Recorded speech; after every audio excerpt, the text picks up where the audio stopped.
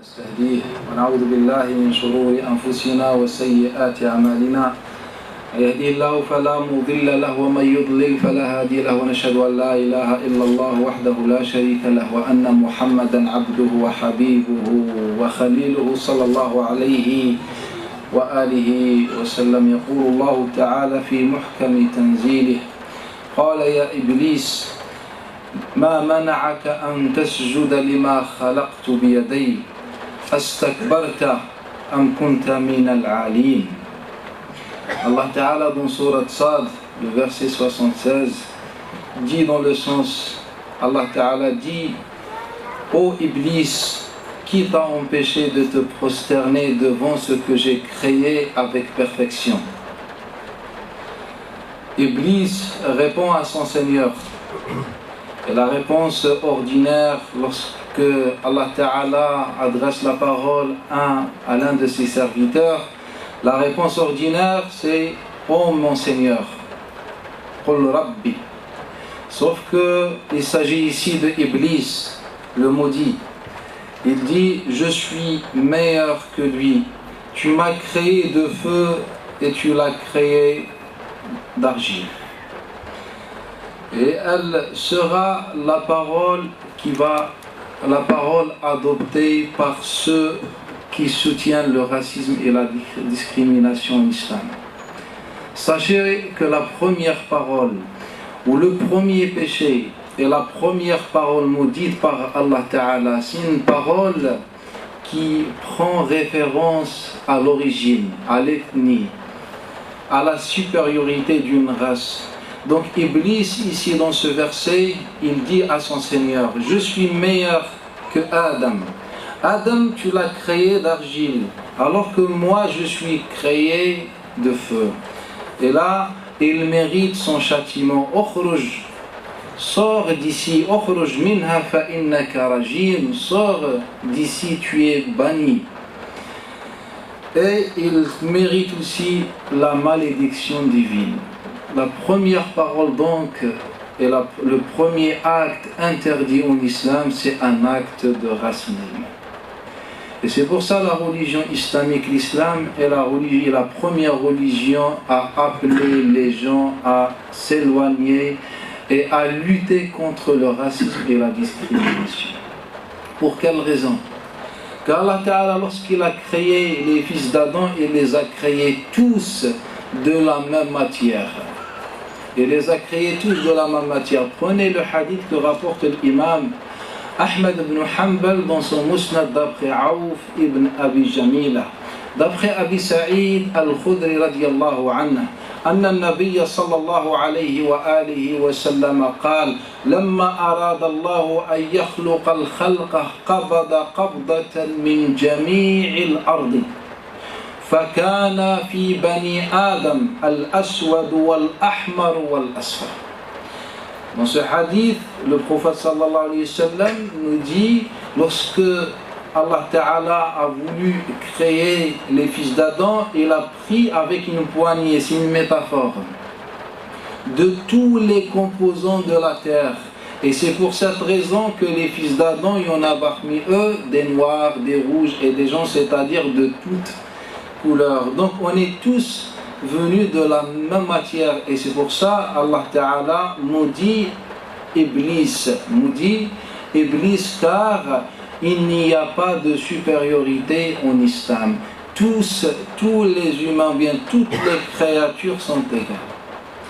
Et c'est pour ça dans le discours de Nabi sallallahu alayhi wa sallam célèbre son dernier discours dans la version de Abi Nadrata, d'après un compagnon qui a assisté à ce discours.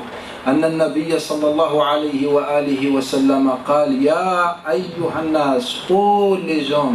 Le prophète sallallahu alayhi wa sallam, pourquoi il utilise l'appel? Il utilise pour attirer l'attention des autres. يا أيها الناس لا فضل لعربي ولا لعجمي ولا لأسود على أبيض ولا لأبيض على أسود إلا بالتقوى ألا هل بلغت. Dans ce hadith, le prophète appelle tout le monde et on leur dit qu'il n'y a pas de mérite à un arabe sur un non-arabe, ni à un noir sur un blanc, ni le contraire. Et à la fin, il dit, est-ce que j'ai bien transmis? C'est-à-dire le prophète sallallahu alayhi wa sallam, dans son discours célèbre, veut transmettre un message à tout le monde. Que la religion de l'islam est une religion universelle. Elle ne prend pas en compte la différence entre les gens. Que ce soit la différence de couleur, ou la différence de langue, ou la différence de race, ou peu importe. D'ailleurs, cette différence est un signe et est une preuve de l'existence d'Allah Ta'ala. Allah dans Surat Al-Rum يقول وَمِنْ آيَاتِهِ خَلْقُ السَّمَاوَاتِ وَالْأَرْضِ وَاخْتِلَافُ أَلْسِنَتِكُمْ وَأَلْوَانِكُمْ. Dans le verset de Surat Al-Rum, verset 22, Allah Ta'ala dit dans le sens, et parmi ces signes, la création des cieux et des terres, et de vos langues et de vos couleurs. Donc Allah Ta'ala nous dit dans ce verset que cette variété, cette différence n'est qu'une preuve de l'existence d'Allah Ta'ala. Donc comment on peut faire de la preuve d'existence d'Allah Ta'ala le moyen de distinguer ou bien d'imposer une supériorité? Et An-Nabi sallallahu alayhi wa sallam nous a dit clairement dans de nombreux hadiths qu'il n'y a pas de différence, il n'y a pas d'histoire de race, ni de couleur, ni de langue, ni d'appartenance, ni de croyance, ni d'idéologie en islam. Au contraire, le prophète sallallahu alayhi wa sallam, ou bien il va encore plus loin, il va reconnaître sallallahu alayhi wa sallam les mérites des noms blancs, c'est-à-dire des noirs, par exemple dans le hadith que rapporte l'imam Ahmed ibn Hanbal d'après Kathir ibn Murra, d'après ibn Abd al-Sulami, أن النبي صلى الله عليه وآله وسلم قال الخلافة في قريش والدعوة في الحبشة.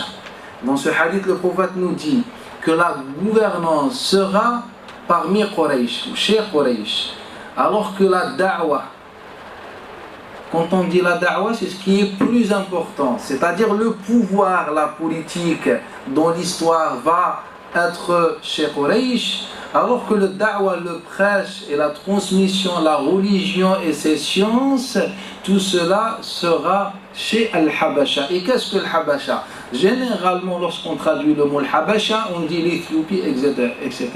Alors, lorsqu'on revient dans l'utilisation de ce terme, autrefois, les Arabes utilisaient ce terme pour parler des Africains. Et vu que les Africains, lorsqu'ils voulaient venir en Arabie Saoudite actuellement, ils venaient par la porte, ils traversent par la porte de l'Éthiopie. C'est pour ça qu'on dit Al-Habasha. En vérité, Al-Habasha indique la porte de l'Afrique.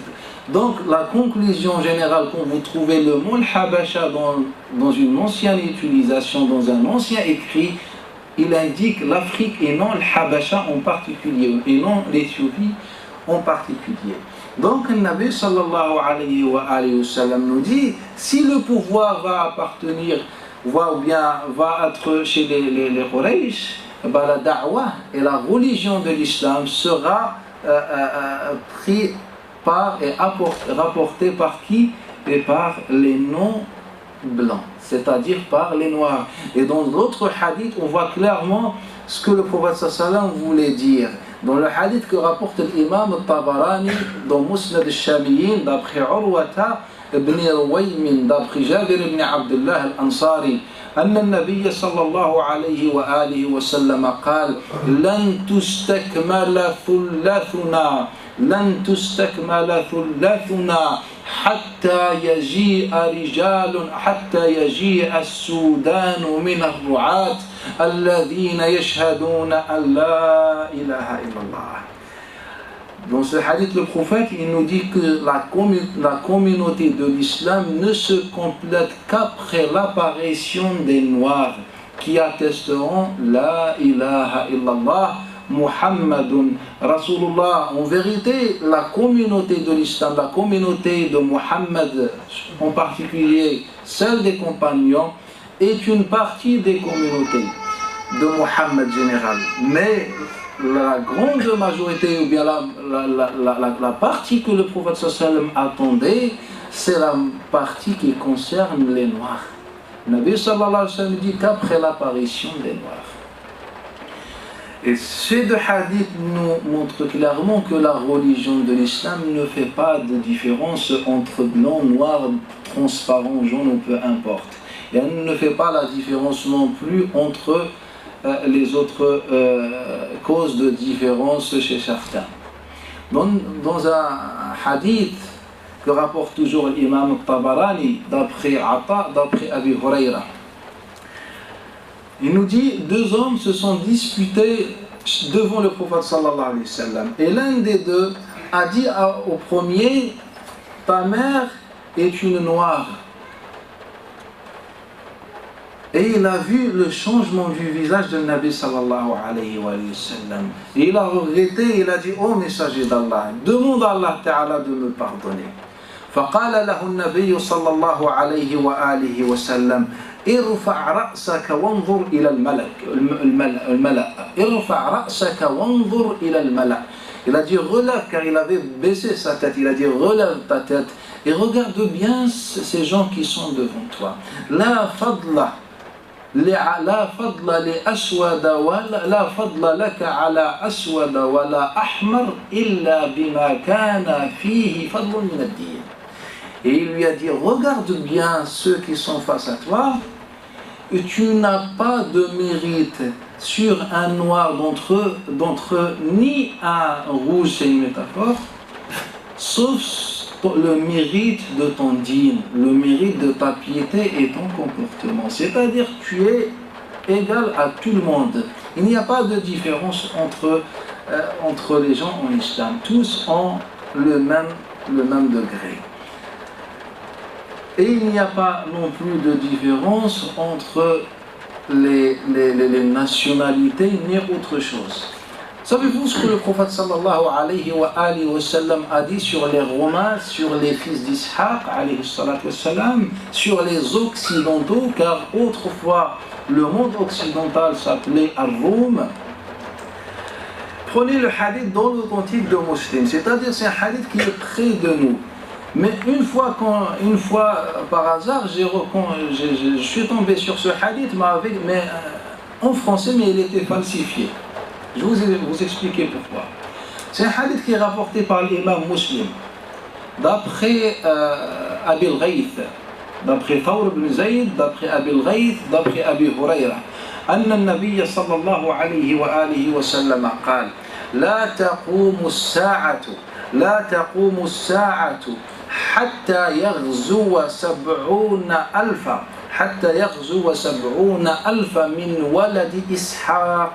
من ولد إسحاق مدينة جانب منها على البحر وجانب على البر فإنهم سوف لا يقاتلون بسلاح ولا يرمون بسهم ولكن سيقولون لا إله إلا الله والله أكبر فتفتح عليهم ثم يقولون لا إله إلا الله والله أكبر ثم تفتح عليهم.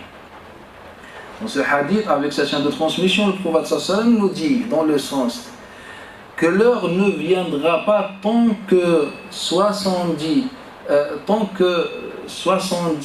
000 enfants de Ishaq alayhi salatu wassalam n'ouvrent pas ou bien n'apparaissent pas.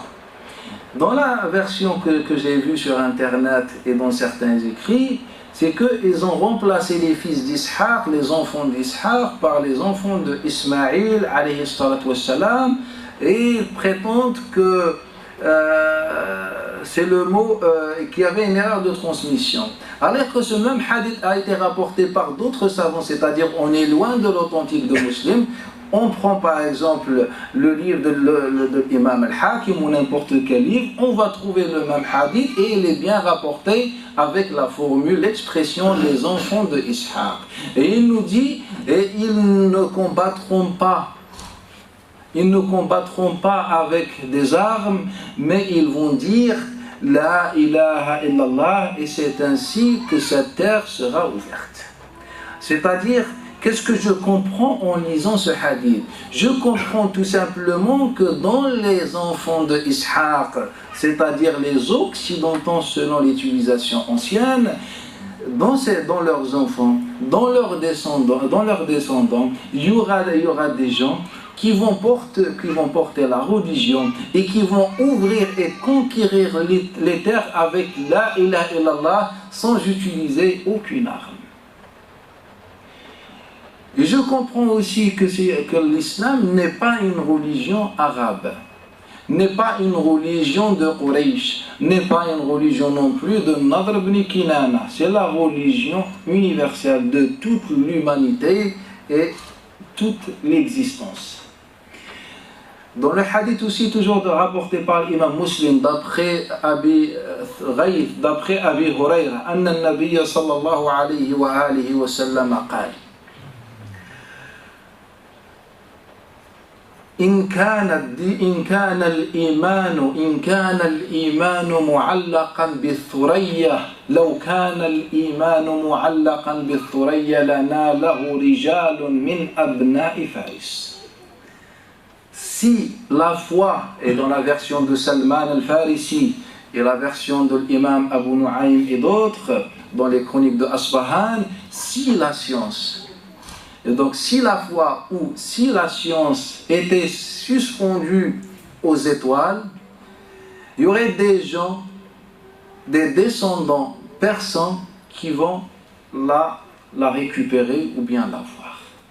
Donc dans ce hadith, Nabi sallallahu alayhi wa sallam nous dit aussi clairement que cette religion se rapportait un jour par des gens non arabes. Et ils ne sont pas des descendants de Quraysh. Qu'est-ce que je comprends aussi? Je comprends aussi que c'est un message prophétique à ceux qui viendront après lui.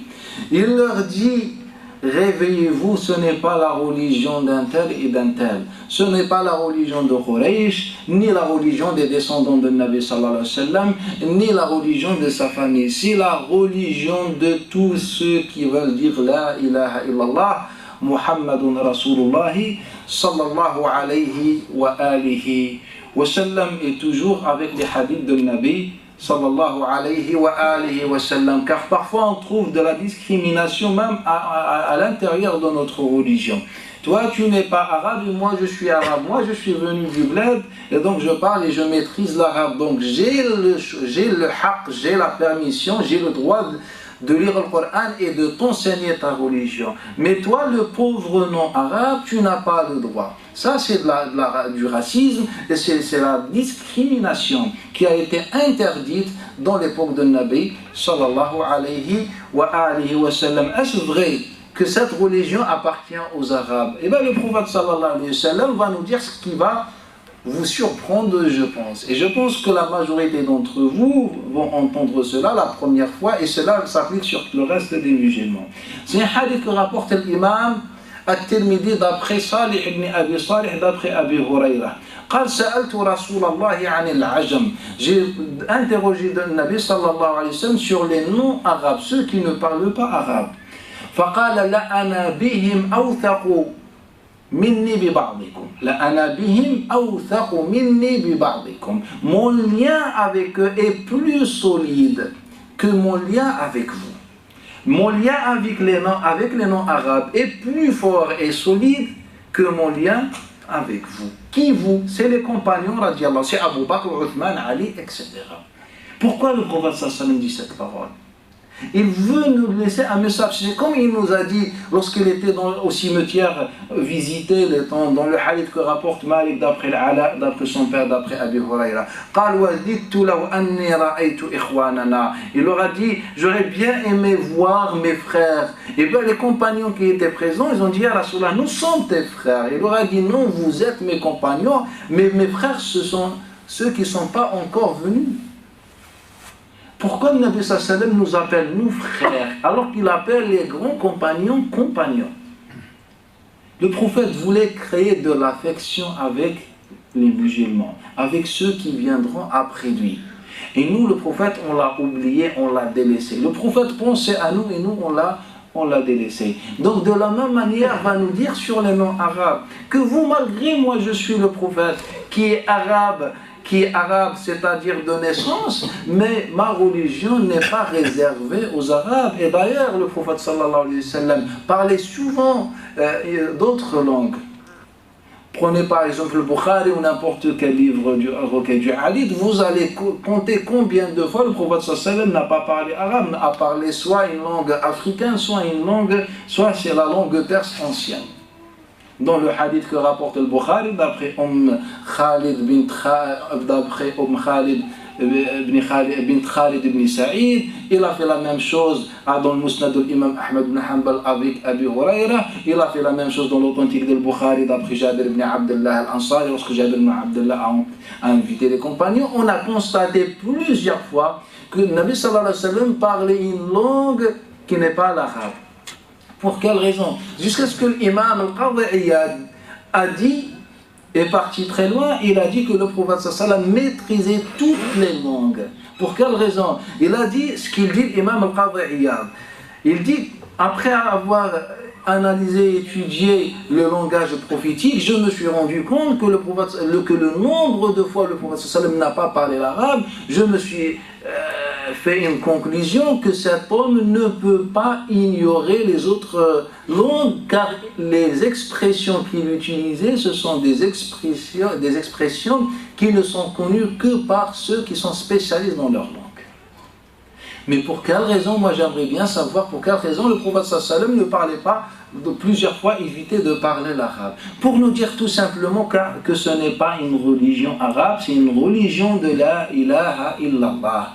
Au paradis, lorsqu'on rentrera au paradis, on ne rentre pas en tant qu'un arabe ou bien en tant que je ne sais pas qui. On rentre en tant qu'un musulman. Je rentre en tant qu'un musulman. Il n'y a pas de différence. Dans le hadith que rapporte l'imam الطحاوي في مشكل الآثار من طريق المنهال بن عمرو عن عباد بن عبد الله عن علي بن أبي طالب أن النبي صلى الله عليه وآله وسلم قال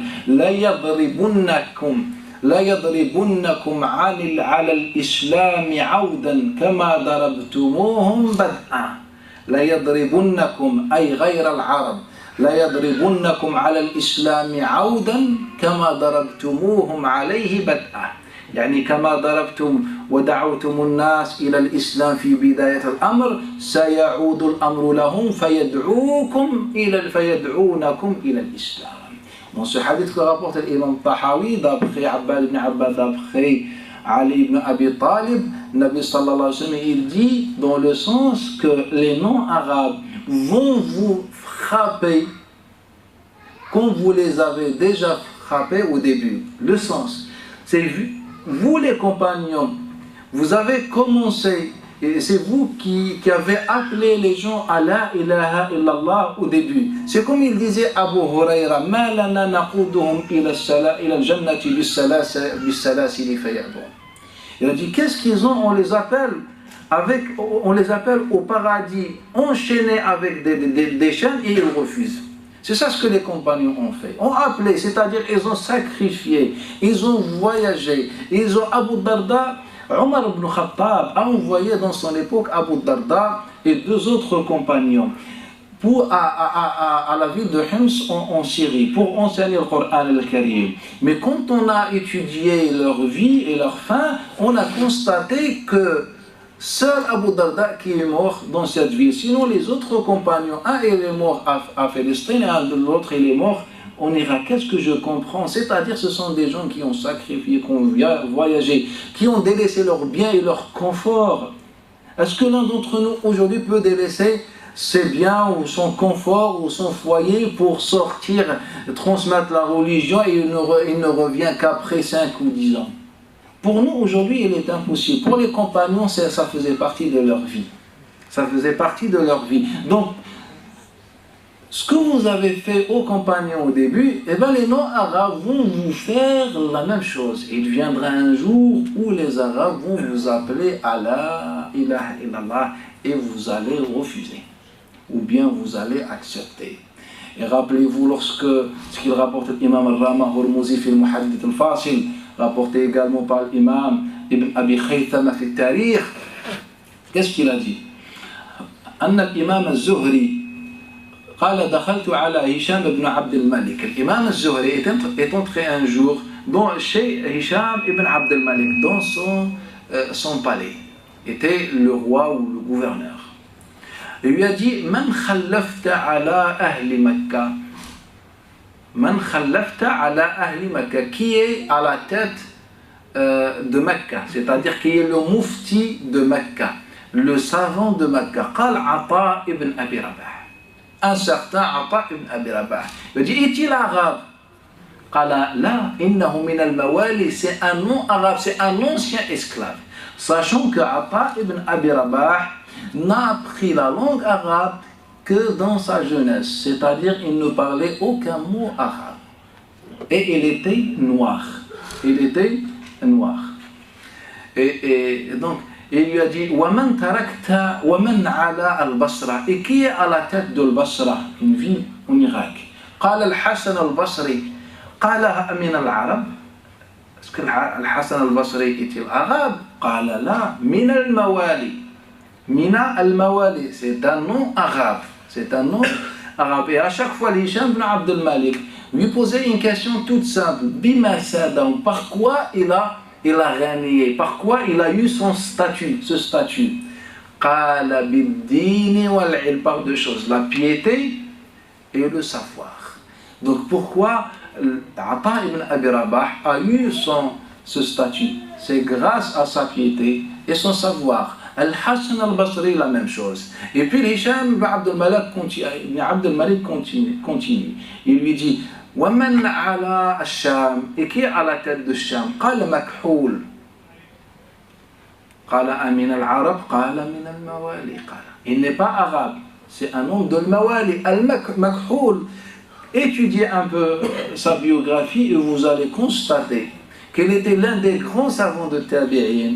Et il a passé toute sa jeunesse sans maîtriser aucun mot arabe. Il ne connaissait absolument rien du tout de la langue arabe. Si tu lui dis Dhahaba, il ne te comprend pas. Il a appris l'arabe dans sa jeunesse et il est devenu l'un des grands savants de l'islam et l'un des grands transmetteurs du hadith de Nabi sallallahu alayhi wa alihi wa sallam. Hisham ibn Abd al-Malik lui pose encore une question. Et qui t'a laissé, tu as laissé au Yémen? Qala Tawus ibn Kaysan. Est-il arabe? Non, c'est un nom arabe. Et qui t'a laissé en Égypte? Qala Yazid ibn Abi Habib. Est-il arabe? Non arabe. Et là, Hisham ibn Abd al-Malik nous dit une parole véridique. Inna Allah Ta'ala, certes, qu'il élève grâce à ce dîn, cette religion des hommes, il rabaisse d'autres. Ils ont délaissé ad-dîn, Allah Ta'ala a choisi d'autres. C'est ça l'histoire. C'est que les Arabes, autrefois, ils étaient dans la concurrence du pouvoir et les autres ont appris leur dîn. Et c'est pour ça, et c'est ce que j'ai fait personnellement, quand j'ai analysé les noms, les grands savants de l'islam que vous connaissez tous et d'autres vous ne connaissez pas, mais ce sont les grands savants et les acteurs de l'histoire islamique, j'ai constaté que 99,99% n'étaient pas arabes et que la moitié de ce chiffre n'était pas blanc, étaient tous noirs. Et une partie importante de cette moitié venait de l'Afrique, et une partie venait de la Turquie, et une partie venue de Kazakhstan, la Tchétchénie, etc. Ils étaient tous soit des noms arabes, soit des noirs, soit au final ne sont pas des gens de Quraysh, etc. Donc quand je prends ces vérités, cela me fait comprendre que la religion de l'islam est une religion universelle. Il n'y a pas de différence. La seule loi qui existe en islam, c'est la loi de la ilaha illallah. Et on s'arrête ici. Lorsque le Nabi sallallahu alayhi wa sallam avait deux servants, un servant copte, c'est-à-dire un égyptien, et le deuxième était de l'Habasha. Donc quand je disais l'Habasha, il est africain en général. Et ils se sont disputés. فقال لهما النبي صلى الله عليه وآله وسلم لا عليكما فكلاكما من أهل بيتي. Ne vous prenez pas la tête, vous deux, vous faites partie de ma famille. Et c'est le degré le plus élevé en islam de faire partie de la famille de Nabi sallallahu alayhi wa sallam. Son épouse, Salama, l'épouse de Nabi sallallahu alayhi wa sallam, l'épouse de Nabi sallallahu alayhi wa sallam demande à son époux, et c'est le messager, ô messager, est-ce que je fais partie de ta famille? Tu es masha'Allah, mais tu ne fais pas partie de ma famille. Il dit cela à sa propre femme. Le hadith, il est dans Muslim. Alors qu'il vient dire à un ancien chrétien et un noir, vous deux, vous faites partie de ma famille. Il n'y a pas de différence en islam. Il n'y a pas de différence en islam. Que tu sois blanc, ou tu sois noir, ou tu parles arabe, ou tu ne parles pas arabe, ou tu es, je ne sais pas de quelle nationalité, on est tous égaux. Et c'est ça la religion de l'islam. Et je vais m'arrêter ici, peut-être si vous avez des questions pour ne pas faire trop longtemps. J'ai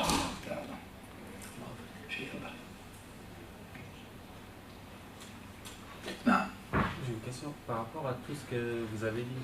Comment ça se fait que dans les livres de fiqh et tout ça, on a cette façon de différencier entre les races, surtout dans l'école malikite? Par exemple? Par exemple, dans le chapitre Risala, dans le mariage, ils disent... L'équivalence, kafala. Le kafala. Et ça, ils te disent, s'il y a un noir et un arabe, par exemple... Non, il ne dit pas un noir, il dit mawali. Ouais. Un nom descendant d'un nom arabe. Voilà. Pourquoi si on va dans la vie du prophète et tout ça, il n'y a pas cette différence, et on se trouve 300 ou 100 ans après, on se trouve avec cette différence? Je ne comprends pas.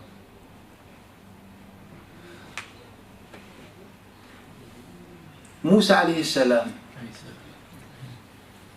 était blanc, était noir, et pas n'importe quel noir.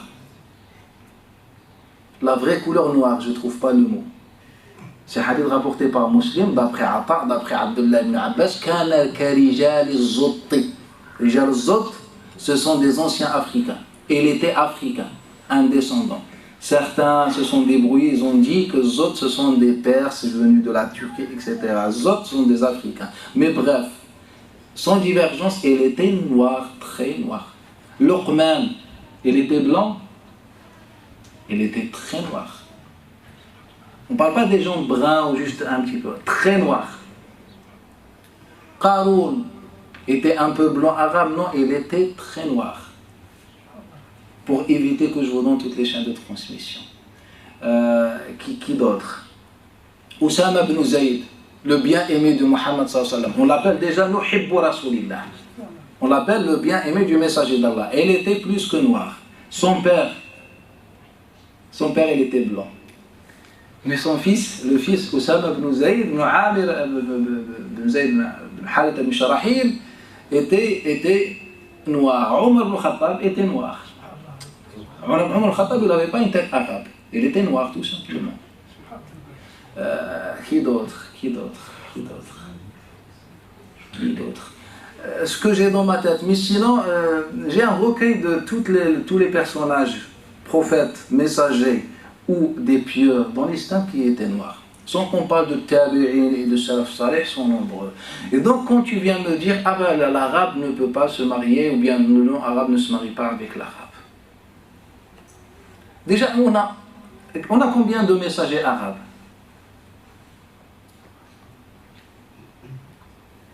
300? On a 4. Donc on a 314 messagers et environ 124 000 prophètes selon Hadith Abi al-Ghifari chez Ahmed. Et dans tout ce nombre important, on a messagers et prophètes, on n'a que 4. Et c'est-à-dire que ces 4 sont meilleurs que les 124 000 plus les 310.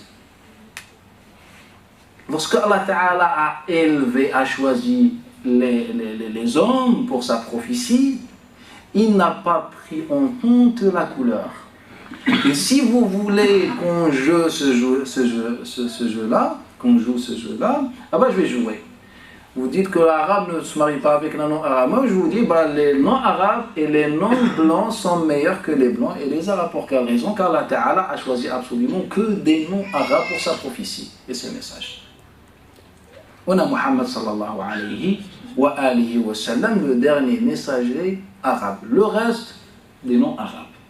Et donc, moi quand je vois ça en tant juste quelqu'un, un homme rationnel, je ne vais pas tomber dans ce piège et de dire, eh ben, dans le mariage, pour établir ce qu'on appelle le kafala, en arabe l'équivalence, eh ben, l'arabe ne peut pas. En fait, on a dit cette parole dans l'époque de Nabi sallallahu alayhi wa sallam, lorsque Salman al-Farisi a demandé une femme en mariage. Et qu'est-ce que le prophète sallallahu alayhi wa sallam, comment le prophète il a répondu? Qala Salman minna ahl al-bayt. Salman fait partie, nous, la famille de Muhammad sallallahu alayhi wa sallam. Vous ne donnez pas votre fille à Salman al-Farisi, Salman s'en fiche de vous. Salman est un membre de Ahl al-Bayt. Et si on dit membre de Ahl al-Bayt, on n'a rien à rajouter. Donc on a l'islam, on a Muhammad sallallahu alayhi wa sallam, et après on revient à chaque fois le problème, la religion des hommes. Est-ce que vous avez autre chose? Non.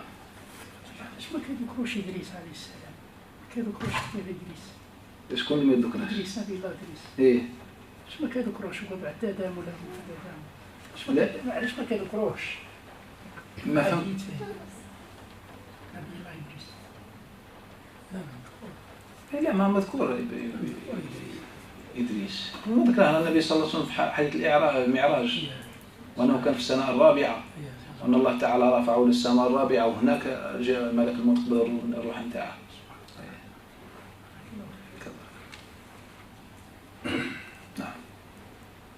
Moi je comprends pas, c'est quoi qui a amené les manichéites à dire quelque chose comme ça? C'est une interprétation d'un texte ou... Ce n'est pas important. Ce n'est pas important. L'important, qu'est-ce que l'islam nous a apporté? C'est ça la question la plus importante, je pense. Non. Je voulais savoir pourquoi dans les hadiths, on ne cite pas les savants noirs dans l'histoire du monde musulman. C'est-à-dire, par exemple, C'est-à-dire qu'on ne voit pas des références qui disent que sur les savants noirs, il y en a eu beaucoup de savants noirs. Mais dans les hadiths qui disent actuellement, il n'y a aucune référence. On ne voit pas des références qu'on dise, par exemple, vous avez cité Luqman, mais on ne voit pas rien sur lui. De Bilal, autre chose sur Bilal. Ne vous inquiétez pas, Allah Ta'ala a appelé la sourate Luqman. Est-ce qu'il est meilleur que ça? Sinon on refuse, Allah Ta'ala, chaque musulman récite le Coran al-Karim, il est obligé de faire éloge à Luqman, car il y a sourate Luqman et la parole de Luqman est préservée dans le Coran al-Karim. Moi c'est ça et ça c'est suffisant pour moi. Sinon il y a des grands savants. Par exemple, quand on parle du mufti de toute Cham dans l'époque, c'est un savant de Tabi'in qui a fréquenté de nombreux compagnons, Abu Sallam Mantour Dimashqi. Il était l'un des grands savants, il était la référence unique dans son époque.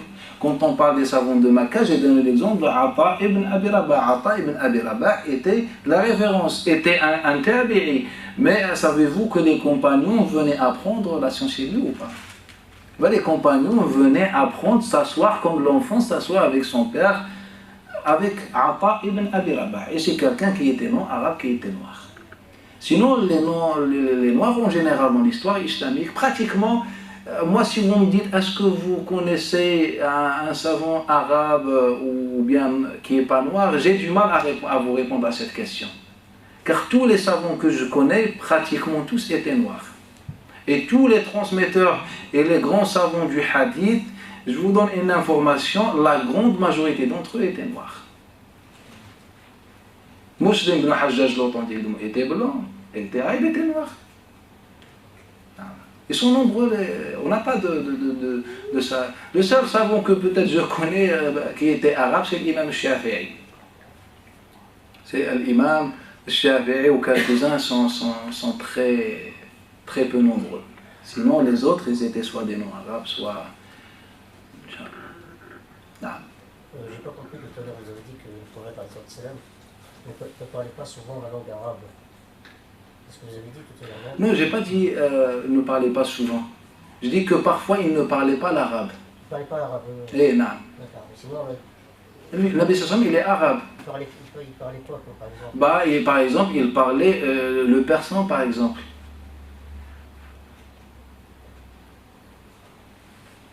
Il parlait cela. Et souvent, le prophète Sassam a fait des expressions longues, mais comme les transmetteurs ne connaissaient pas le persan, ils ne les ont pas transmis. Ils ont dit, il a dit comme ça. Allah subhanahu wa ta'ala, pourquoi il a dit dans le verset Inna anzalnahu Qur'an arabiyyan la'allakum ta'qilun. Mais on ne parle pas du Coran, on parle du prophète. Non, je sais, mais je voulais savoir l'importance de ce verset. Barakallahu fik. Ouais. وَمَا أَرْسَلْنَا مِنْ رَسُولٍ إِلَّا بِلِسَانِ. Donc ce verset, Allah Ta'ala nous dit clairement que chaque messager envoyé, il est envoyé à la langue de son peuple. Et le peuple de Nabi, c'est Quraysh? Non. Le peuple de Nabi, nous, les compagnons, ceux qui vont venir après, sont ceux qui sont passés. Il y a des gens français, il y a des anglais, il y a des je ne sais pas quoi, des chinois. Et bien donc la langue de Nabi sallallahu alayhi wa sallam, qui est la langue de l'islam, c'est l'arabe, le français, l'anglais, l'hébreu, syriaque, chinois, c'est ça la langue de l'islam. Ça la langue de l'islam. Maintenant le frère il nous dit Inna anzalnahu, inna ja'alnahu, kilahuma aya. Inna anzalnahu Qur'anan arabiyyan, inna ja'alnahu Qur'anan arabiyyan. Allah Ta'ala dans de nombreux versets nous dit que le Coran al-Karim est arabe. Et le Coran al-Karim il est bien arabe. Mais j'aimerais bien savoir, lorsqu'on dit le Coran al-Karim est arabe, est-ce que cela veut dire que le Coran al-Karim ne peut pas être dans une autre langue? Je vais vous donner un exemple. Allah Ta'ala, lorsqu'il nous dit wa innahu la fi zuburil awwalin, il est certes dans les anciens écrits. Prenez avec moi les anciens écrits, que ce soit l'Ancien ou le Nouveau Testament ou n'importe quel ancien écrit, et on va chercher si on trouve le Fatiha, al-Baqara, al-Imran, al-Nisa, al-Ma'ida, etc. Est-ce que vous allez trouver ces sourates? Non. Alors qu'Allah Ta'ala affirme bien que le Coran se trouve dans les anciens écrits. Tout simplement, les salaf salih, quelle est leur conclusion? Ils nous ont dit tout simplement que le Coran, réellement, c'est le sens. Que lorsque je dis Coran, je veux dire deux choses. Je veux dire la parole arabe écrite dans le Mus'haf, et la deuxième chose, c'est le sens. Donc, c'est-à-dire quand tu récites le Coran en français, en anglais, en persan, je ne sais pas, c'est comme celui qui récite l'arabe. Quand je dis Alhamdulillah, j'ai combien de hasana? J'ai une hasana pour al-2, al-ha-m-2. Donc, j'ai 5 hasanat fois 10, donc 50 hasana. Eh bien, il vient quelqu'un, il va dire louange. Eh bien, il a les 50 hasana que moi, car il a lu la même partie que moi, tout simplement. Donc Allah Ta'ala il dit Inna ja'alnahu Qur'anan arabiyyan, car il a été descendu en arabe tout simplement car le prophète est arabe et sa tribu est une tribu arabe pour qu'il y ait une communication. Sinon, si le prophète a été envoyé chez les Français, le Coran al-Karim serait français. Donc on ne trouve pas sur la Fatiha, on trouve l'ouverture par exemple, ou bien n'importe selon le contexte, selon tout ça. Donc le Coran, lorsqu'on dit Qur'anan arabiyyan, cela Allah Ta'ala le dit dans un contexte de défi, c'est-à-dire il dit vous les Arabes, vous prétendez avoir la perfection dans votre langue, ramenez un verset ou 10 versets ou une sourate qui ressemble à une sourate ou 10 versets du Coran al-Karim. C'est-à-dire Allah Ta'ala à chaque fois il dit Qur'an arabi mubin, clair. Coran arabi, mubin, qui veut dire deux choses, clair et éloigné, c'est-à-dire au-dessus, supérieur.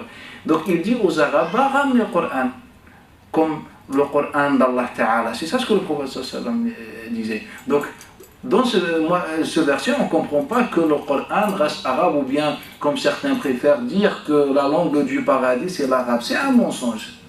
Celui qui veut dire que la langue du paradis c'est l'arabe, qu'il vient me voir. J'avais écrit un livre que je peux considérer personnellement comme le plus grand recueil sur les hadiths et les traces qui sont rapportées dans ce sujet-là. Et moi aussi, je pensais, quand j'avais écrit ce recueil, je pensais que le jugement dernier, Inch'Allah, sera parmi les gens du paradis, Amin, que je viens voir mon frère, Assalamu alaikum wa rahmatullah, et je ne vais pas lui parler arabe. Je pensais ça. Après, je me suis rendu compte, quand je suis revenu, je me suis sur ces traces et ces hadiths, je me suis rendu compte que toutes les chaînes de transmission, tous les récits sont mensongers, non faibles, pour bien préciser, sont mensongers. Sont mensongers.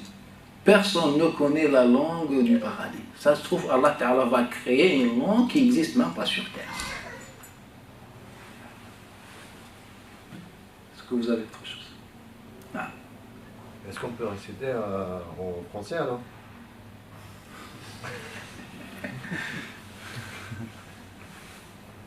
Ou dans ma langue d'origine? Barakallahu fik. Quelle est ta langue d'origine? Je suis yougoslave. Yougoslave. Yougoslave. Non, tu prends le mushaf et tu lis dans ta langue et tu as la même récompense. Sachant que Salman al-Farisi était persan et il récitait dans sa langue le Coran al-Karim, il récitait le Fatiha, il avait traduit à sa tribu. Salman al-Farisi. Et dans l'école Hanafite, c'est faisable et c'est correct et se base sur ce verset et d'autres arguments. Car quand tu récites dans ta langue, tu récites le sens du Coran, on est d'accord? Car le Coran, il est arabe, descendu arabe, on est d'accord sur ça. Mais quand tu récites dans ta langue, tu récites le sens du Coran, on est d'accord? Et bien Allah Ta'ala a appelé le sens du Coran, il l'a appelé Coran. Inna wa innahu la fi zuburil awwalin. Et le salaf salih le faisait.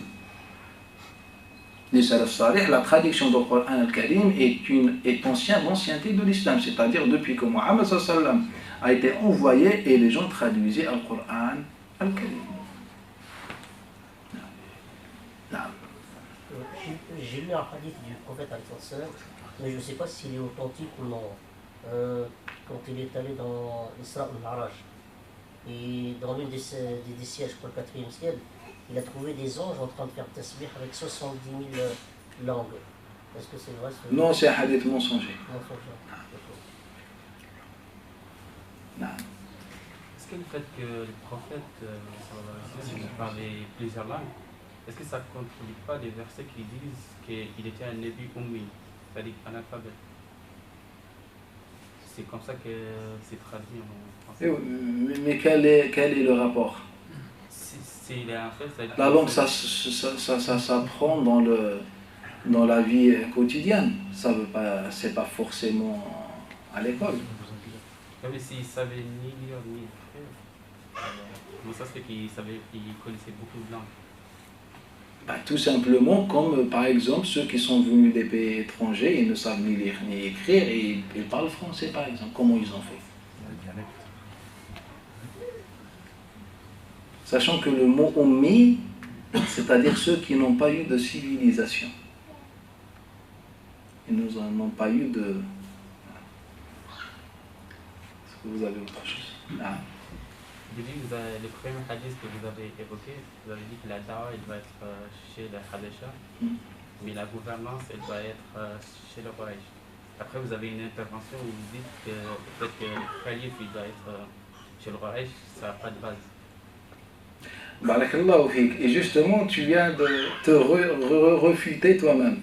C'est-à-dire, moi, est-ce que j'ai dit un jour que le calife doit être de Quraysh? J'ai dit non, ça n'existe pas. Et cela a été démontré par de nombreux savants de Salaf Salih. Le hadith nous raconte, c'est comme les hadiths sur les signes de la fin des temps. Il nous raconte, voilà ce qui se passera après. Donc il nous a dit, ce que va se passer après moi, c'est que la gouvernance va être chez Quraysh. Et c'était vrai ou pas? Qui a gouverné? Les gens de Quraysh. Et il va nous raconter, il ne nous a pas dit que la da'wa doit être chez les Noirs. Non, il nous a dit tout simplement que les Noirs vont porter la da'wa. C'est-à-dire ils seront à la tête de ce corps musulman. Et c'est vrai. Depuis la mort de Nabi sallam, on a vu plus en plus de Noirs qui ont appris et qui étaient les muftis, les muhaddiths, etc. Donc, il n'y a pas de contradiction.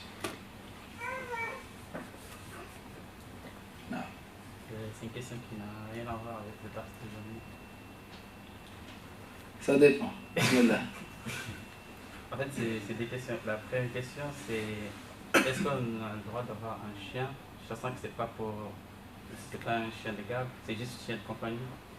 Si c'est possible, comment on fait par rapport au hadith qui dit que dans une maison où il y a un chien, les anges ne rentrent pas? Cher qui dit un jawabou ou là. Si j'ai bien compris, donc tu veux avoir un chien, toi. Une personne que je connais.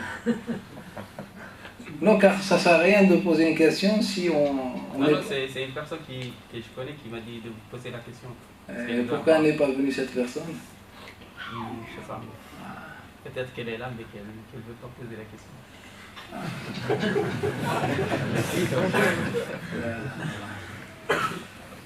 Et tu m'as dit, tu as rapporté un hadith, non? Tu as parlé d'un hadith. Le hadith qui dit que dans une maison où il y a un chien, les anges ne rentrent pas.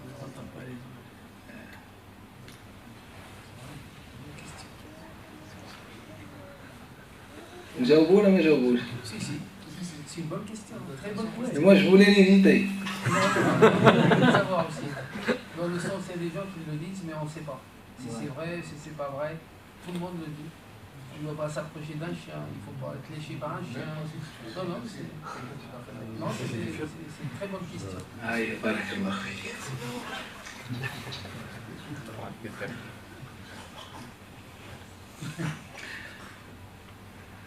Imam Abu Ya'la al-Mawsili.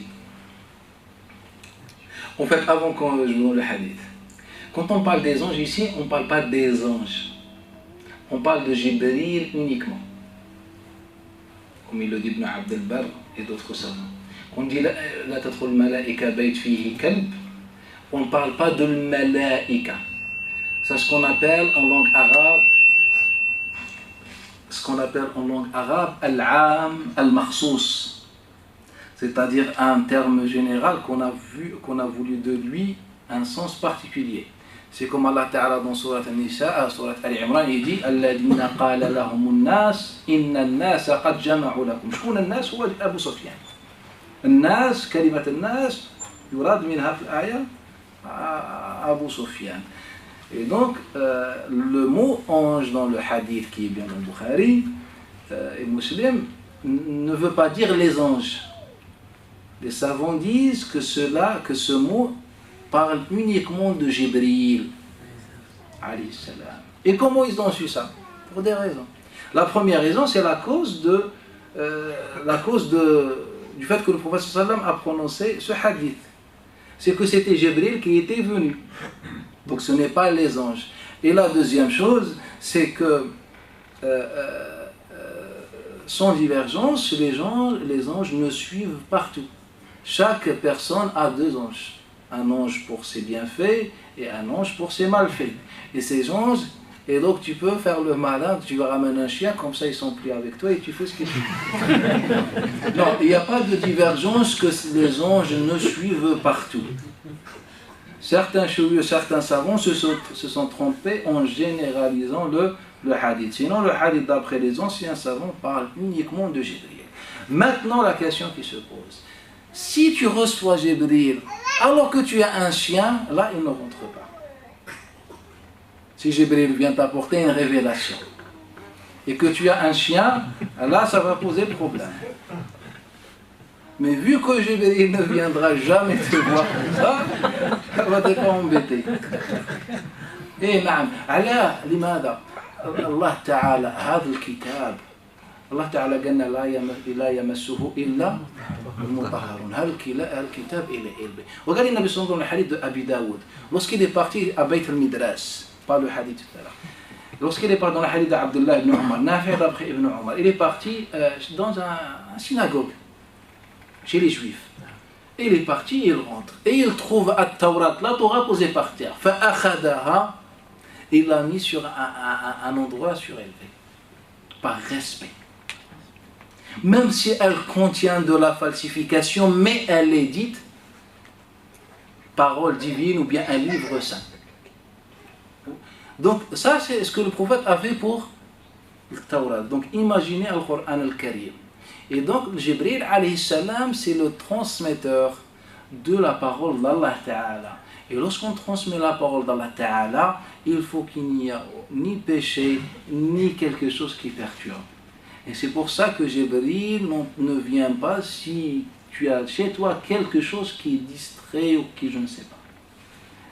Et donc, ce hadith concerne Jibril alayhi as-salat wa salam. Sinon, les anges sont partout avec toi. Les anges entrent partout et te suivent partout. Ça, c'est la première chose. La deuxième chose, vous savez pourquoi le prophète sallam a parlé sur le chien? On a dit par rapport à Jibril. Mais j'aimerais bien savoir d'où ça vient ce chien. C'est la question qu'on n'a jamais posée jusqu'à aujourd'hui. Vous risquez pas de trouver la réponse. Mais moi, je me suis intéressé et j'ai trouvé la réponse. En vérité, c'est le chien de Al-Hassan ou Al-Hussein. Al-Hassan ou Al-Hussein, ils avaient deux chiens. Ils avaient un chien, un chiot. Ils ont élevé un chiot. Pour vous expliquer, je vais me permettre de prendre ce téléphone. Imaginez que ça, c'est la mosquée de Nabi sallallahu alayhi wa sallam. La mosquée, la maison de Aïcha se trouvait dans le coin ici. De Aïcha. Dans ce coin. Peu importe la direction, mais dans le coin. Et la maison de Fatima et Ali se trouvait là en face. Entre les deux portes, il y a environ 5 pas. 1, 2, 3, 4, 5, et tu es chez le prophète sallallahu alayhi wa sallam.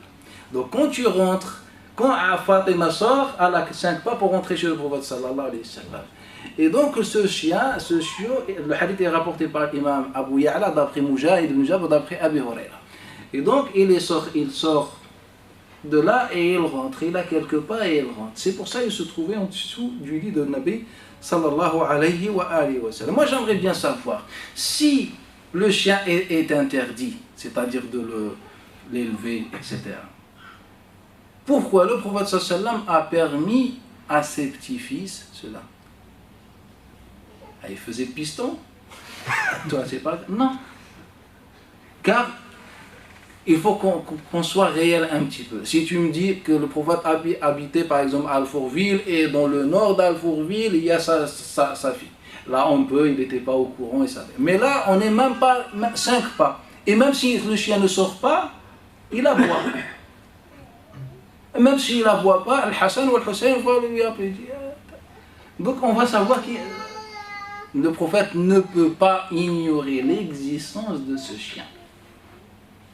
Et puis ce chien il est rentré, le prophète sallallahu alayhi wa sallam a prononcé cette parole, et on a compris que c'était Jibril alayhi salam, c'était par rapport à la révélation, sinon le chien était toujours chez Al-Hassan ou Al-Hussein.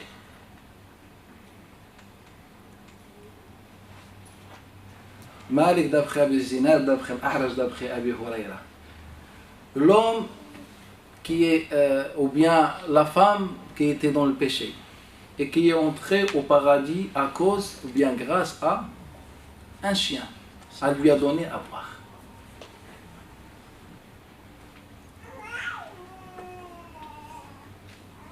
Abu Zinad d'après Al-A'raj, d'après Abu Huraira, on est dans l'authentique. Un homme qui était dans le péché est entré au paradis grâce à un chien. Il lui a donné à boire. Et rapporté également par Soumaï, d'après Abi Salih, d'après Abi Huraira. Et donc si on garde l'image sur le chien qu'on a étudié ou connu un peu dans notre enfance, que le chien il est maudit ou il est impur ou je ne sais pas, je ne vois pas pourquoi cette femme dans le péché ou cet homme entreront au paradis grâce à un chien. Et je ne vois pas pourquoi le Nabi sallallahu alayhi wa sallam autorise à ses petits-fils un chien. Et aujourd'hui on dit ah non le chien c'est haram, bien si je rentre dans un ascenseur alors qu'il y a un chien. Je vais me coller, tout ça astaghfirullah, et après je rentre chez moi pour me changer pour aller à la mosquée. S'il y a un deuxième chien, je vais passer toute la journée comme ça. Ah non, ça n'existe pas. Malik ibn Dinar. Je vous ai parlé de Malik ibn Dinar, je pense. L'un des pieux, avant l'Isha, je crois que je vous ai parlé déjà de Malik ibn Dinar, l'un des grands savants, l'un des savants de le Mus'haf, celui qui a écrit le Mus'haf avec ses propres mains. l'un des salaf salih, il avait un chien. Il avait un chien. Et l'un des chouyours de l'hadith, j'ai oublié son nom, il avait un chien chinois. Moi, quand je lisais, je me suis dit que c'était un chihuahua ou je ne sais pas. Sauf qu'ils ont dit qu'il a kalb sayni, un chien d'une race chinoise. Et c'est un savant, j'ai oublié son nom, il a plusieurs recueils du hadith. Et on a beaucoup. Et Malik ibn Dinar, un jour, quelqu'un lui dit, Ya Malik, tu as un chien devant toi, car en fait le chien de Malik ibn Dinar, on ne parle pas de n'importe qui, c'est Malik ibn Dinar radiyallahu anhu.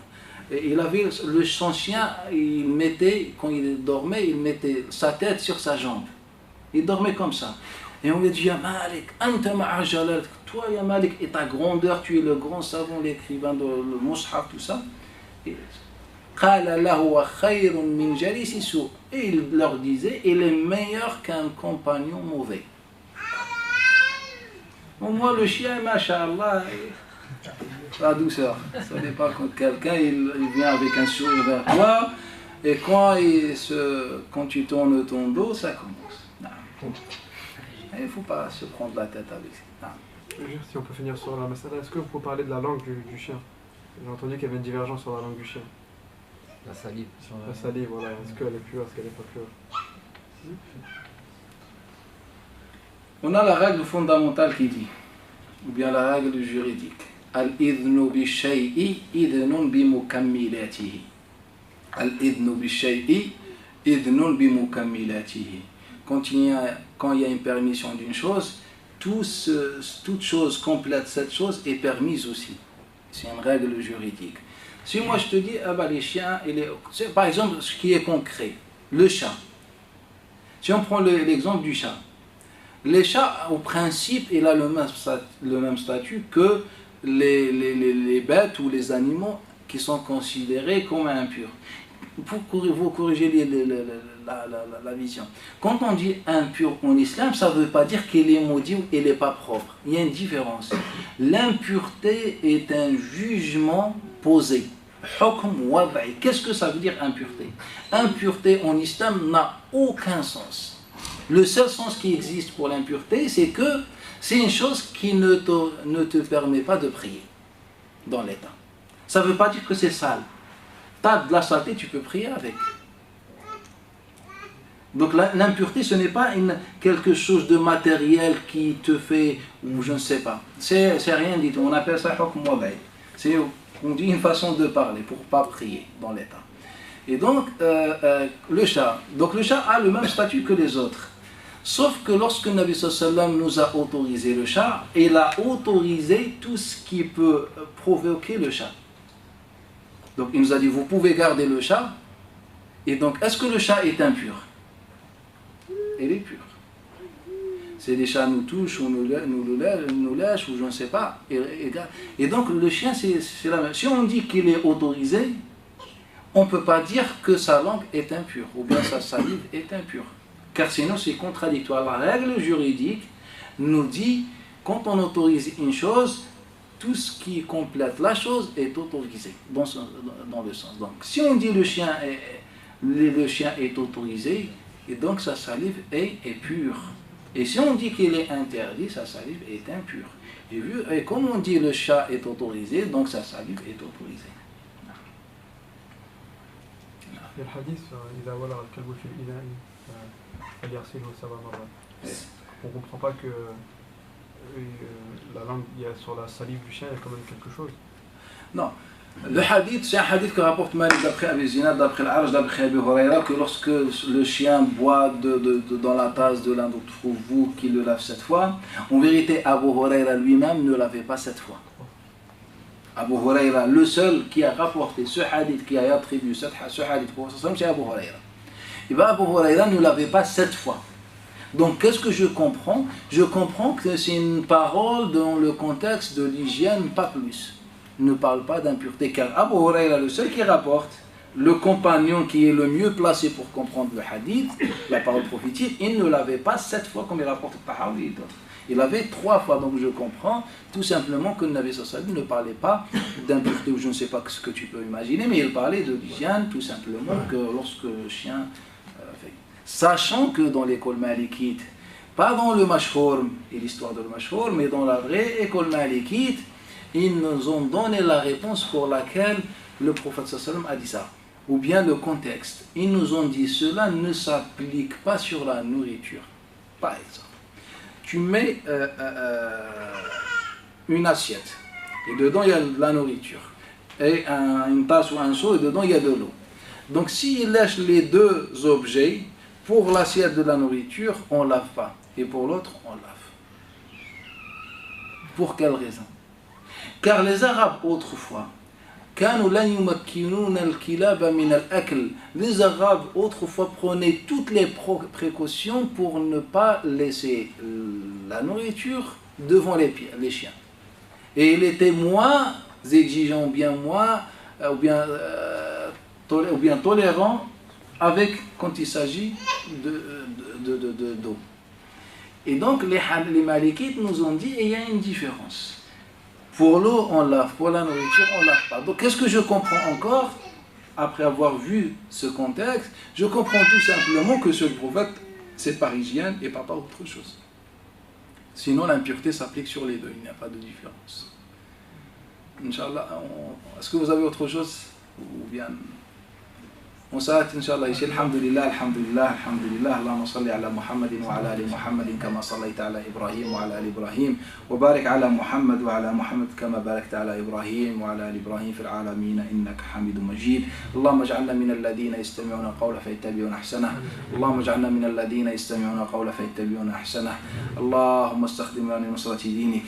اللهم استخدمنا لنصرة دينك. اللهم تقبل منا صيامنا وقيامنا. اللهم تقبل منا صيامنا وقيامنا. اللهم تقبل منا صيامنا وقيامنا. اللهم اجعلنا على قلب رجل واحد. اللهم اجعلنا على قلب رجل واحد. اللهم اجعلنا على قلب رجل واحد. اللهم ارفع البغضاء والشحناء عنا. اللهم ارفع البغضاء والشحناء عنا. اللهم ارفع البغضاء والشحناء عنا. آمين آمين. وصل اللهم على رسولك الكريم. سبحانك اللهم وبحمدك نشهد أن لا إله إلا أنت نستغفرك ونتوب إليك. وجزاكم الله خيرا.